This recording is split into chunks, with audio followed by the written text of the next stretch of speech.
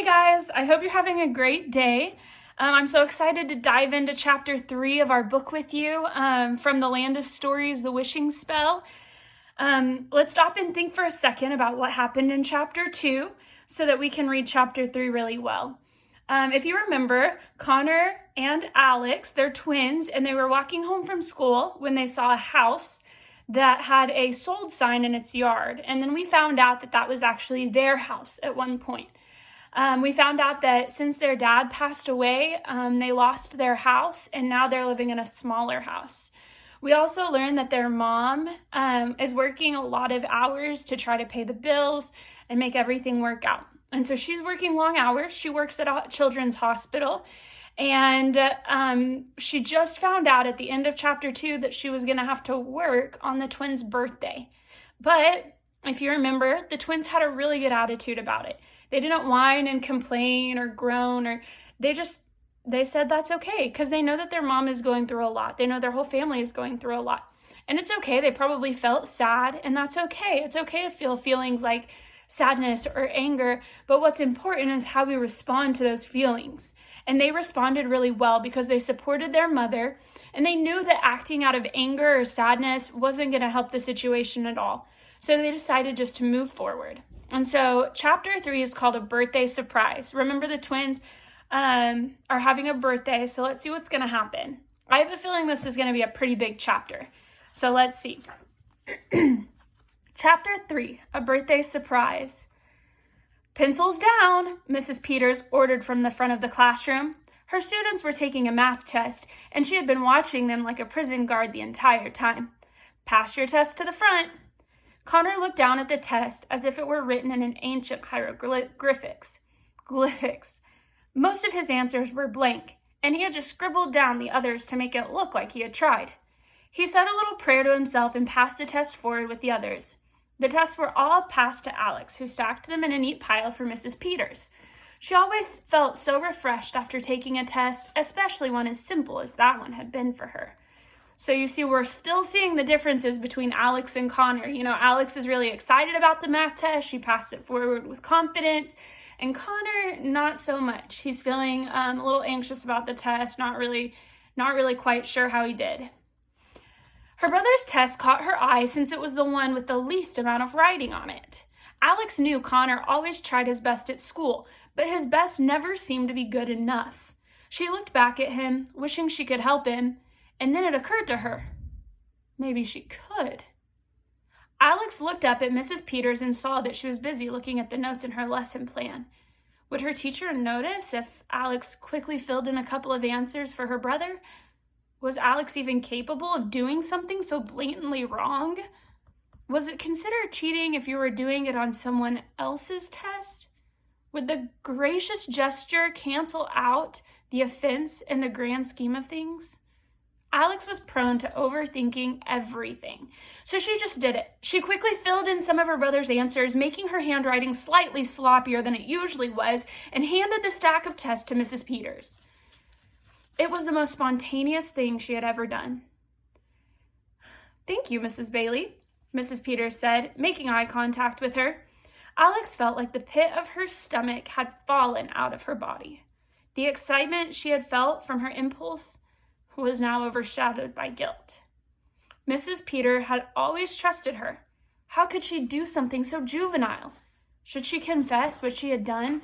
What was the punishment for her crime? Would she feel this guilt for the rest of her life? She looked back at her brother. Connor let out a long but quiet sigh, and Alex sensed her brother's sadness and embarrassment. She could feel his hopelessness as if it were her own. The critical wheels in Alex's head stopped turning. She knew she'd done the right thing, not as a student, but as a sister. "I want you all to get out your homework from last night," Mrs. Peters commanded. "And I would like you to briefly present your work in front of the class." The teacher regularly surprised the class with impromptu presentations to keep them on their toes. She took a seat on a stool in the back of the room, comfortably close to Connor's seat, so she could keep an eye on his consciousness. Remember, Connor falls asleep a lot in class. Also, it's important to remember that last time they were at school, the day before, they'd been given the assignment to go read a fairy tale and then write down the true meaning of it. One by one, the students presented their assignments to the class. Besides a boy who thought Jack and the Beanstalk was about an alien abduction and a girl who claimed Puss in Boots was an early example of animal cruelty, all the students seemed to have interpreted the tales correctly. It was so hard to choose just one fairy tale to write about, Alex said as she animatedly presented her 7-page paper to the class. So I selected the story, the theme of which is present in virtually every fairy tale and every story ever written. Cinderella. Her excitement was not shared by her peers. Many people have had issues with Cinderella, saying it has anti-feminist elements, Alex continued, but I think that's completely ridiculous. Cinderella is not about a man saving a woman. It's about karma. Most of the class began daydreaming about other things. Mrs. Peters was the only person in the room who seemed even slightly interested in what Alex had to say. Think about it, Alex went on. Even after years of constant abuse from her stepmother and her stepsisters, Cinderella remained a good person with high hopes. She never stopped believing in herself and in the good of the world. And although she married the prince in the end, Cinderella always had inner peace. Her story shows that even in the worst of situations, even when it seems no one in the world appreciates you, as long as you have hope, everything can get better. Alex let her mind linger on what she had said. She questioned the last point she had made in her presentation. Was that really what Cinderella was about? Or was it what she needed Cinderella to be about? Thank you, Miss Bailey. Very well said, Mrs. Peters said, with the closest thing to a smile her face was capable of making. Thank you for your time, Alex said and nodded to the class. It's your turn, Mr. Bailey, the teacher announced. She was sitting so close to him that he could feel the warm breath from her nostrils on the back of his neck. Connor went to the front of the classroom, dragging his feet as if they were encased in concrete. He had never had trouble talking in front of the class, but he'd rather be anywhere in the world than presenting something in front of a teacher. Alex gave him an encouraging nod. I chose The Boy Who Cried Wolf, Connor said, going against his sister's advice from the day before. Alex slumped in her seat and Mrs. Peters rolled her eyes. This was very disappointing. I know you're all thinking I went with the easiest one, Connor said. Except, reading it again, I don't think the story is about the importance of honesty. I think it's about high expectations. Alex and Mrs. Peters both raised an eyebrow. Where was he going with this? Sure, the boy was a brat. I can't deny that, Connor continued, gesturing to the half-page paper he had written. But can you blame him for having a little fun? Clearly, his village was having a bit of a wolf problem, and everyone was stressed out about it. He was just a kid. Did they really expect him to be perfect all the time? His presentation may not have been the best, but it certainly was catching the class's attention. And it makes me wonder, why was no one watching this kid? Connor added. Maybe if his parents had kept an eye on him, he wouldn't have been eaten. I think the story is trying to tell us to keep an eye on our kids, especially if they're pathological liars. Thank you. Connor never tried to be funny. He was just painfully honest about his thoughts and opinions. This honesty always amused his classmates, but never his teacher. Thank you, Mr. Bailey, Mrs. Peters said sharply. You may sit down now. Connor knew he'd blown it. He took his seat, resuming his position under his teacher's cold stare and warm breath. Why did he even bother trying anymore? It wasn't the end of the school day unless Connor left feeling completely worthless. There was only one person who was capable of making him feel better when he felt this way. Connor only wished he were still around. Mr. Bailey, so now we're going to hear about Connor's relationship with his dad. Mr. Bailey always knew when his son needed to talk to him. It didn't have anything to do with observation or intuition, but with location. Occasionally, Mr. Bailey would get home from work and find his son sitting up in the oak tree in the front yard with a contemplative look on his face. Connor? Mr. Bailey would ask, approaching the tree. Is everything okay, bud? Uh-huh, Connor would mumble. Are you sure? Mr. Bailey would ask. Yep, Connor would say unconvincingly. He wasn't as vocal about his troubles as his sister was, but you could see it in his face. Mr. Bailey would climb up in the tree and have a seat on the branch next to his son and coax out what was troubling him. "Are you sure you don't want to talk about it?" Mr. Bailey would continue. "Did something happen at school today?" Connor would nod his head. "I got a bad grade on a test," he admitted on one occasion. "Did you study for it?" his father asked. "Yes," Connor said. "I studied really hard, Dad, but it's just no use. I'll never be as smart as Alex." His cheeks turned bright red with embarrassment. "Connor, let me fill you in on something that took me a long time to learn," Mr. Bailey said. "The women in your life are always going to seem smarter. It's just the way it is. I've been married to your mother for 13 years, and I still have trouble keeping up with her. You can't compare yourself to others." "But I'm stupid, Dad," Connor said, his eyes filling with tears. "I find that hard to believe," Mr. Bailey said. "It takes intelligence to be funny and tell a good joke, and you're the funniest kid I know." "Humor doesn't help with history or math," Connor said. "It doesn't matter how hard I try in school. I'm always going to be the dumb kid in class." Connor's face went white and expressionless. He stared off into nothing, so ashamed of himself that it hurt. Luckily for him, Mr. Bailey had an encouraging story for every situation. "Connor, have I ever told you the legend about the walking fish?" Mr. Bailey asked him. He looked up at his father. "The walking fish?" Connor asked. "Dad, no offense, but I don't think one of your stories is going to make me feel better this time." "All right, suit yourself," Mr. Bailey said. A few moments passed and Connor's curiosity got the best of him. "Okay, you can tell me about the walking fish," Connor said. Mr. Bailey's eyes lit up as they always did just before he was going to tell a story. Connor could tell this was going to be a good one. "Once upon a time, there was a large fish who lived in a lake by himself," Mr. Bailey told him. "Every day, the fish would watch longingly as the boy from the village nearby would play with all the horses and dogs and squirrels on the land." "Is a dog going to die in this story, Dad?"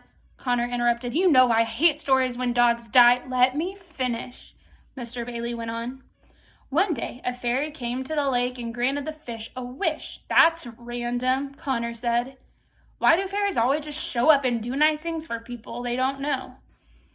"Employment obligation," Mr. Bailey shrugged. "But for argument's sake, let's say she dropped her wand in the lake and the fish retrieved it. So she offered him a wish as a thank you. Happy?" "That's better," Connor said. "Go on." "The fish predictably wished for legs so he could play with the boy from the village," Mr. Bailey said. "So the fairy turned his fins into legs and he became the walking fish." "That's weird," Connor said. "Let me guess. The fish was so freaky looking the boy never wanted to play with him." "Nope. They became great friends and played together with the other land animals," Mr. Bailey told him. "But one day, the boy fell into the lake and couldn't swim. The walking fish tried to save him, but it was no use. He didn't have fins anymore. Sadly, the boy drowned." Connor's mouth hung open like a broken glove compartment. "You see, if the fish had just stayed in the lake and not wished to be something else, he could have saved the boy's life," Mr. Bailey finished. "Dad, that's a horrible story," he said. "How does a boy live by a lake and not know how to swim? Dogs can swim. Couldn't one of them have saved him? Where was the fairy when the boy was drowning?" "I think you're missing the point of the story," Mr. Bailey said. "Sometimes we forget about our own advantages because we focus on what we don't have.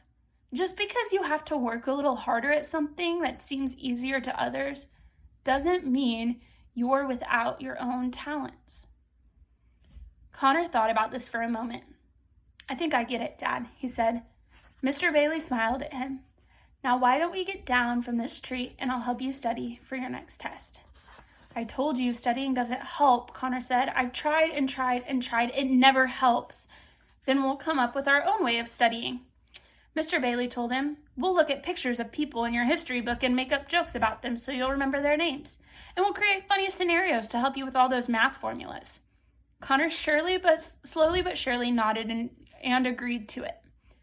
"Fine," he said with a half smile. "But for future reference, I liked your story about the curvy tree much better." The walk home that day was very quiet. Alex could sense that her brother's presentation had left him a little tense. She tried breaking the silence every few steps with supportive comments. Or at least she thought they were supportive. "I thought you made a good point," she said sweetly. "Granted, it's not a point I would ever have made." "Thanks," Connor replied.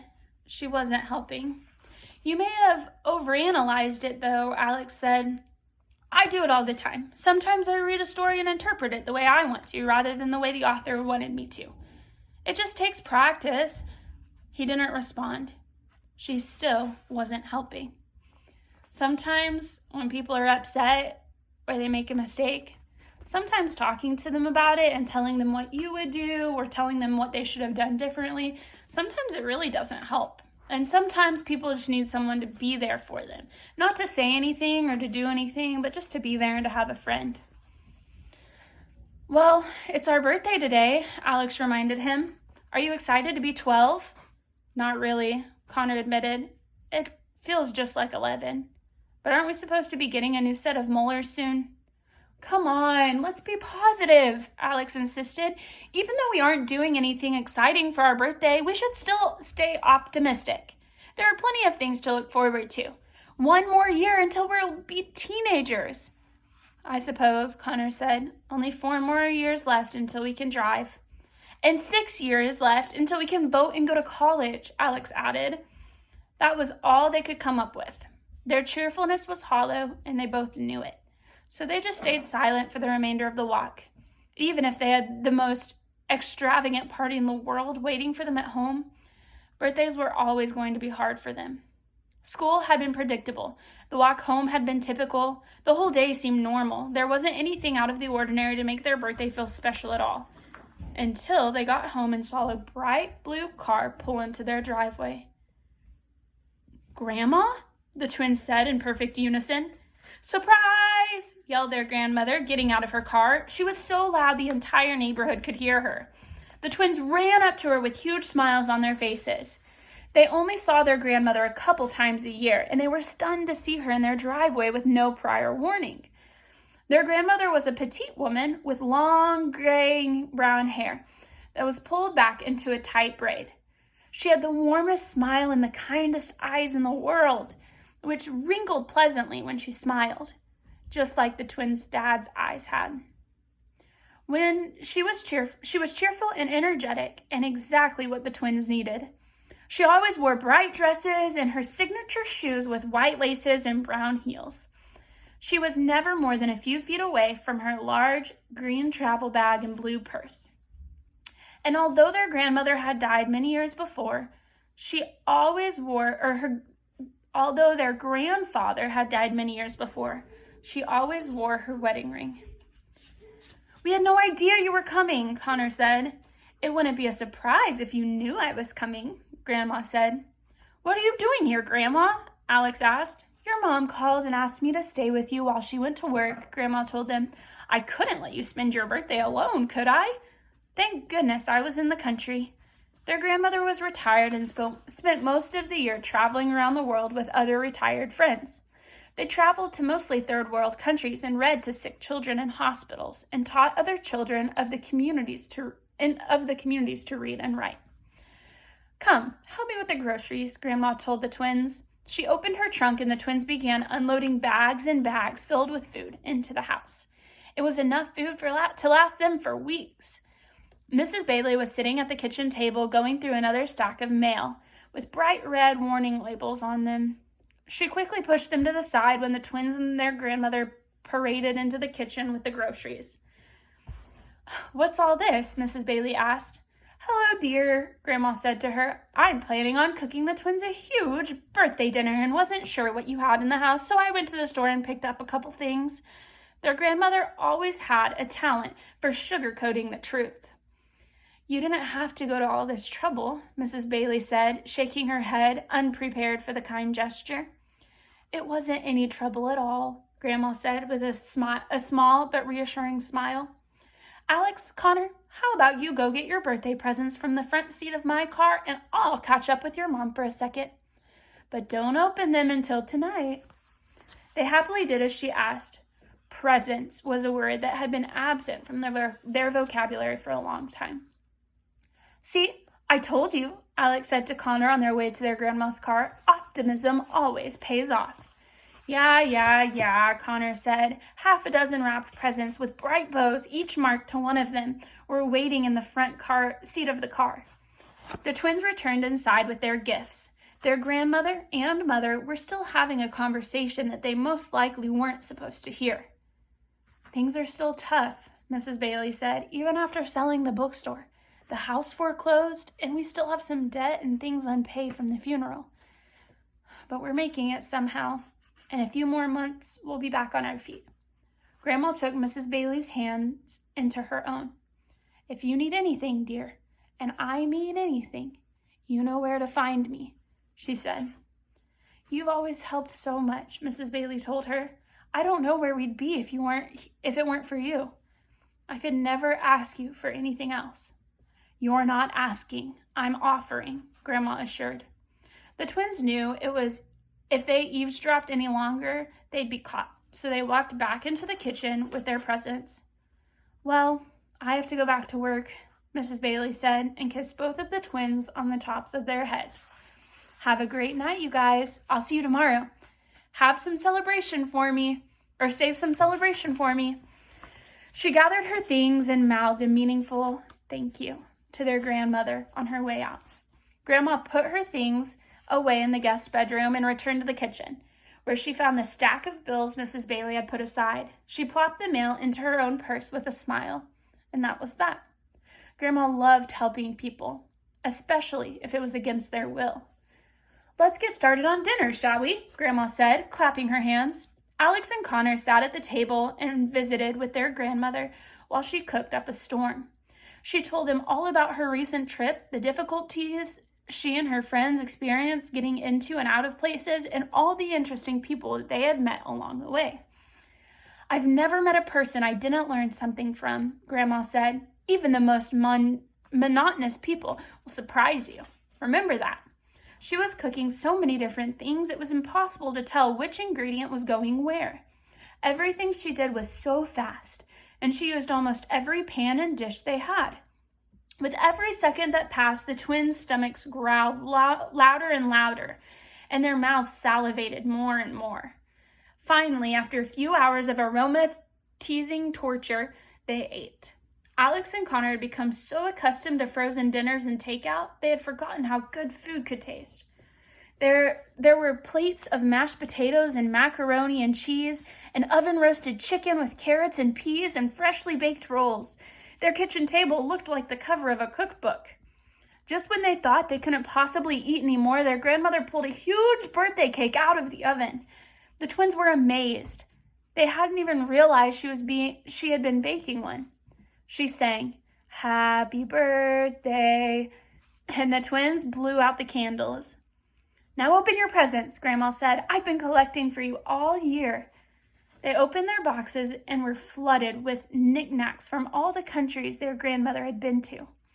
Alex was given copies of her favorite books in other languages. Alice's Adventures in Wonderland in French, The Wonderful Wizard of Oz in German, and Little Women in Dutch. Connor got a pile of candies and tacky t-shirts that said things like, "My crazy grandma traveled to India, and all I got was this lousy t-shirt." They both received small figurines of famous structures like the Eiffel Tower and the Leaning Tower of Pisa and the Taj Mahal. "It's crazy to think that places like this actually exist in the world," Alex said, holding an Eiffel Tower in her hand. "You would be amazed to know what's out there just waiting to be discovered," their grandma said with a smile and a twinkle in her eye. I think it's really cool how their gifts line up with their personalities. That just shows that their grandmother really knows them and she cares about them. A day with very low expectation had turned into one of the best birthdays they'd ever had. As the night grew later, the visit with their grandmother began to come to a bittersweet end. Since their dad had died, they never saw their grandmother for more than a day at a time, and there was always a few months between each visit. She was always so busy with her travels. "When do you leave?" Alex asked her grandmother. "Tomorrow," she said, "as soon as I take you to school." The twins' postures sank a bit. "What's the matter?" asked their grandmother, sensing their spirits sink. "We just wish you could stay longer, Grandma, that's all," Connor said. "We really miss you when you're gone," Alex nodded. "Things are so gloomy here without Dad, but you make everything seem like it's going to be okay." The grandmother's constant smile faded slightly, and her gaze drifted off toward the window. She stared blankly into the night sky and took a deep breath. "Oh, kiddos, if I could spend every day with you, I would," Grandma said lovingly, perhaps more disheartened than she intended to show. "But sometimes life hands us certain responsibilities, not because we want them, but because we were meant to have them. And it's our duty to see to them. All I can ever think about is how much I miss you two and your dad when I'm away." It was hard for Alex and Connor to understand. Did she not want to travel as much as she did? Their grandmother looked back at them. Her eyes were bright with a new idea. "I almost forgot. I have one more gift for you," Grandma said, and jumped up and skipped into the next room. She returned carrying a large old book with a dark emerald cover titled "The Land of Stories" in gold writing. Alex and Connor knew what the book was as soon as they saw it. If their childhood could be symbolized by an object, it was this book. All right, The Land of Stories, that's the title of our book, so I have a feeling this is really, really important. So lean in, we got about a minute more. "It's your old storybook," Alex proclaimed. "I haven't seen that in years." Their grandmother nodded. "It's very old and has been with our family for a long time," Grandma told them. "I take it with me everywhere I go and read it to the children in other countries. But now I want you two to have it." The twins were shocked by the gesture. "What?" Connor asked. "We can't take your book, Grandma. That's the Land of Stories. It's your book. It's always been so important to you." Their grandmother opened the book and flipped through the pages, the entire room filled with its musty paper aroma. "That's very true," said Grandma. "This book and I have spent a lot of time together over the years, but the best times were when I read it to you. So, I'd like to pass it down to you. I don't need it anymore. I have all the stories memorized anyway." She handed it to them. Alex hesitated, but finally accepted the book from her grandmother. It didn't feel right to take it. It was like receiving an heirloom from a relative who is still alive. Whenever you're feeling down, on the days you miss your dad the most, or when you just wish I were here, all you have to do is open it up and we'll all be together in spirit reading along, Grandma told them. "Now, it's getting late and you have school tomorrow. Let's get ready for bed." They did as she asked, even though they were too old for it.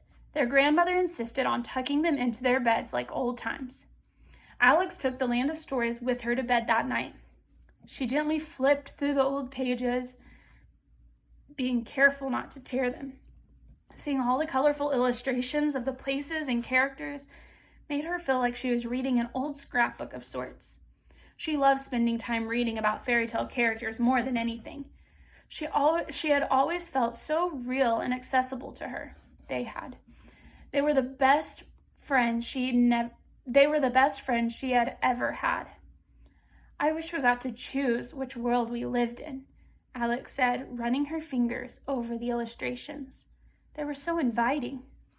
In her hands was a world unlike the one she lived in. It was a world unaltered by political corruption or technology, a world where good things would come to good people, and a world she wanted to be a part of with all her being. Alex imagined what it would be like to be a character in her own fairy tale. The forest she'd run through, the castle she'd live in, and the creatures she'd befriend. Eventually, Alex's eyelids began to feel heavy. She closed The Land of Stories, placed it in her nightstand, clicked off her lamp, and began to drift off to sleep. She was just about to fade into unconsciousness when she heard a funny noise. A low humming sound filled her room. "What in the world?" Alex said to herself, and opened her eyes to see what it was. She saw nothing. "That's strange," she said. She closed her eyes once more and began to drift back to sleep. The humming noise began to buzz through the room again. Alex sat up and looked around her room and finally found what was making the noise. It was coming from inside the land of stories on her nightstand. And, to her amazement, the pages were unmistakably glowing. And that's the end of chapter 3. So good. So we're really starting to get into the heart of the story and see what's going to happen and what our story is really going to be about. So that's really awesome. We got introduced to a new character, their grandmother, and I really like her. She's a really awesome character. She reminds me of my own grandmother. And so now, tomorrow, we'll get to read chapter 4. And chapter 4 is titled The Land of Stories. And this is the picture. You see the book, and then there's what it looks like. It looks like a bird, and the book is kind of glowing. So I'm really excited to see what's going to happen tomorrow. Don't forget, there's some activities and questions in the description of this video that you can do and you can answer. And that'll help you interact with the chapter a little more and remember it. All right, guys, well, have a great afternoon.